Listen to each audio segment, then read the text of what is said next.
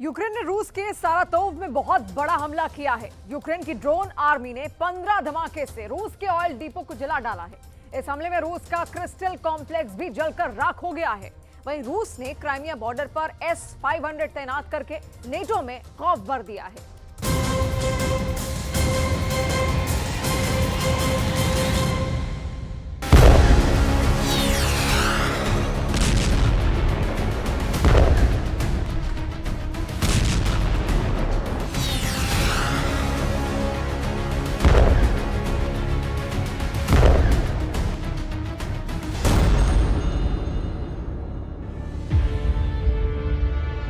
रूस यूक्रेन युद्ध महाशक्तियों का टकराव बन गया है।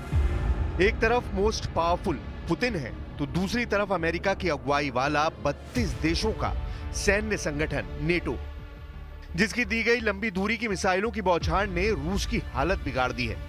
फिलहाल पुतिन की मिसाइल पावर तहस नहस हो रही है। अमेरिका और नेटो की लॉन्ग रेंज मिसाइलों से जेलेंस्की आर्मी ने रूस के अभेद कहे जाने वाले डिफेंस सिस्टम की धज्जियां उड़ा डाली हैं। हर गुजरते दिन रूस की डिफेंस लाइन तबाह हो रही है। S-300 मारा गया, S-400 के चीथड़े उड़े। अब पुतिन ने भेजा S-500।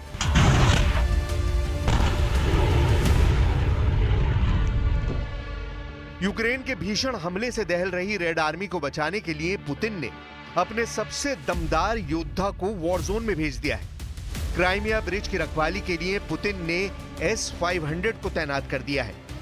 यह तैनाती तब हुई है जब एक ही दिन में रूस के 5 डिफेंस सिस्टम को जेलेंस्की सेना ने जलाकर राख कर दिया था, जिसका बदला लेने के लिए पुतिन ने हाइपरसोनिक हथियारों से लैस और इंटरकॉन्टिनेंटल बैलिस्टिक मिसाइलों को बर्बाद कर डालने वाले लड़ाके को युद्ध में उतार दिया है।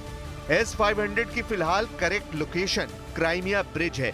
क्राइमिया को बचाने के लिए पहले लॉन्चर तैनात किए गए, लेकिन जब से यूक्रेन ने एटैकम्स और स्टॉर्म शैडो मिसाइलों की बौछार शुरू की है, रूस ने अपने सबसे ताकतवर डिफेंस सिस्टम का कवच सभी बॉर्डर पर खड़ा करना शुरू कर दिया है। बाहुबली मिसाइल सिस्टम की तैनाती के साथ रूस ने काराखोव में जीत का वीडियो रिलीज किया है।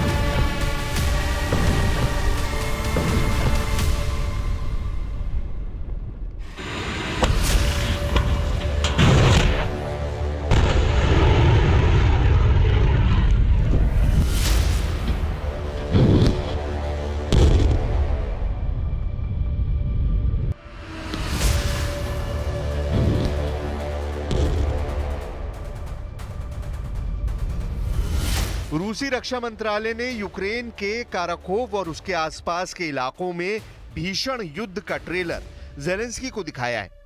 रूस के हमले में काराकोव के स्कूल और रिहायशी इलाके में भारी नुकसान पहुंचा है। काराकोव को जीतने के बाद रेड आर्मी उत्तर पश्चिमी टोरेत्स्क में भी बढ़त बना चुकी है। पुतिन आर्मी ने टोरेत्स्क और शेरबिनिवका नेशनल हाईवे पर कंट्रोल कर लिया है। टोरेत्स्क के भीतर और उसके आसपास सामरिक बढ़त ने रूस को थोड़ी राहत दी है, लेकिन कुर्स्क में जेलेंस्की आर्मी फिर से पलटवार शुरू कर चुकी है। हालांकि पेरिस से जेलेंस्की के लिए बैड न्यूज आई है। रूस से युद्ध जीतने की ट्रेनिंग लेने पेरिस पहुंचे यूक्रेन की सेना में भगदड़ मच गई है। फ्रांसीसी मीडिया आउटलेट्स ने फ्रेंच आर्मी के अधिकारियों के हवाले से दावा किया है कि पेरिस में आर्मी ट्रेनिंग करने पहुंचे यूक्रेन के कई सैनिक भाग गए हैं। जिस यूनिट के सैनिक भगोड़े निकले वो 155वीं any of Kyiv mechanised brigade है। ब्रिगेड का नाम कीव में जन्मी एक राजकुमारी के नाम पर रखा गया है, जिसने 11वीं शताब्दी में फ्रांसीसी राजा हेनरी से शादी की थी। फ्रांसीसी सेना इस ब्रिगेड के लगभग 2300 सैनिकों को ट्रेनिंग दे रही है। ट्रेनिंग देने वाले जवानों के साथ 300 यूक्रेनी पर्यवेक्षक भी साथ आए हैं। फ्रेंच आर्मी के सख्त कायदे कानून और हाड़तोड़ ट्रेनिंग से यूक्रेन के सैनिकों की हालत खराब हो गई। ट्रेनिंग के बीच से 50 से ज्यादा सैनिकों ने मैदान छोड़ दिया है। सैनिकों की भगदड़ से कीव में कोहराम मचा हुआ है। जिन लड़ाकों के दम से जेलेंस्की रूस को हराने का प्लान बना रहे हैं, वो ट्रेनिंग के दौरान ही पस्त हो गए हैं। एक तरफ सैनिकों की भगदड़ ने जेलेंस्की को परेशान कर रखा है, तो दूसरी तरफ बेलारूस के तानाशाह ने नई धमकी दे डाली है। लुकाशेंको ने जेलेंस्की के लोकतंत्र से बेहतर बेलारूस की तानाशाही को बताया है। मायने ये है कि लुकाशेंको यूक्रेन के लिए नई मुसीबत खड़ी करने जा रहे हैं। Почему Володя Зеленский себя так ведет? Мы же нормально с ним, все были в хороших отношениях. Чего он вякает, чего ему не хватает? Ему дают команду. Надо всячески делать все, чтобы втянуть страну в войну. Если нас втянут в войну, это тяжелая ситуация. Мы можем не выдержать как государство. लुकाशेंको ने बेलारूस की सत्ता शांति से नई पीढ़ी को सौंपने की दलील भी दे डाली है। हालांकि ज़ेलेंस्की लुकाशेंको की किसी बात से शायद ही इत्तेफाक रखें। वजह है उनकी प्रेसिडेंट पुतिन से वफादारी।